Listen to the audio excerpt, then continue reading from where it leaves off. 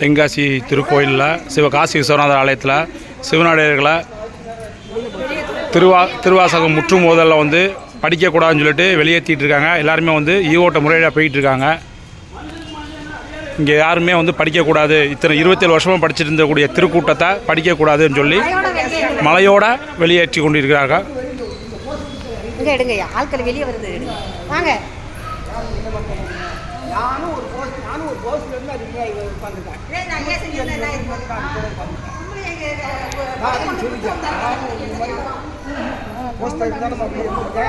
சும்மா வந்து விட்டாங்க.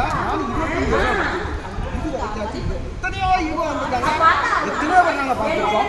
பெரிய பெரிய ஆட்கள்லாம் வந்துருக்காங்க.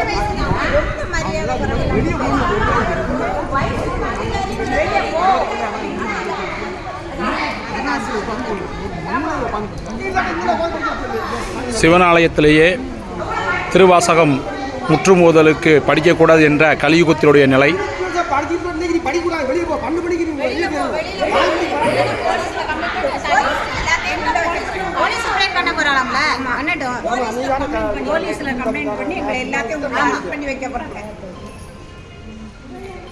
இவ்வளவுக்கும் நீங்க அனுமதி வாங்கி தானே படிக்கிறீங்க?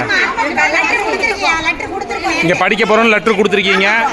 ஆனா அதை அனுமதிச்சு தான் அவங்க படிக்க விட்டுருக்காங்க. ஆனா இப்ப திடீர்னு வெளியே போங்கங்கிறாங்க.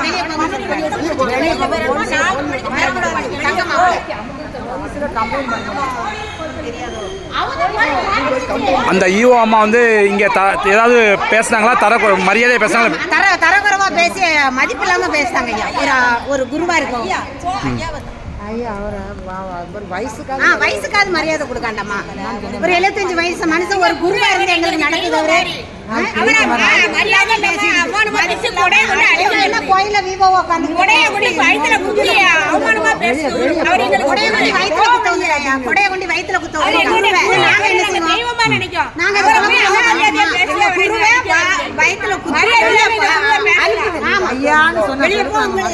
போலீஸ்ல பிடிச்சு கொடுத்து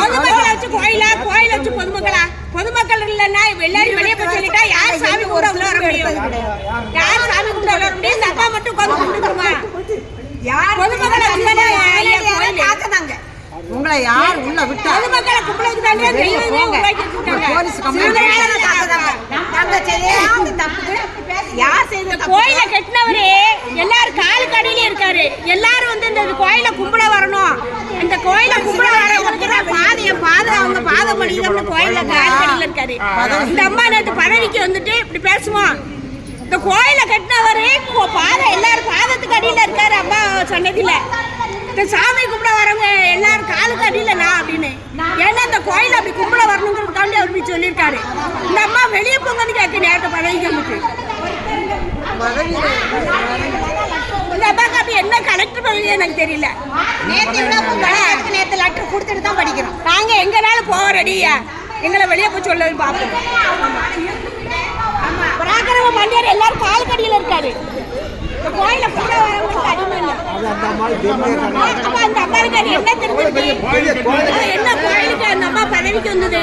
எல்லாருடைய கால் கடியில கிடக்கு. பராக்கிரம மன்னியர் யார் எல்லாரும் காலுக்கு அடியில இந்த பாடுபடுத்துறீங்க என்ன அர்த்தம்?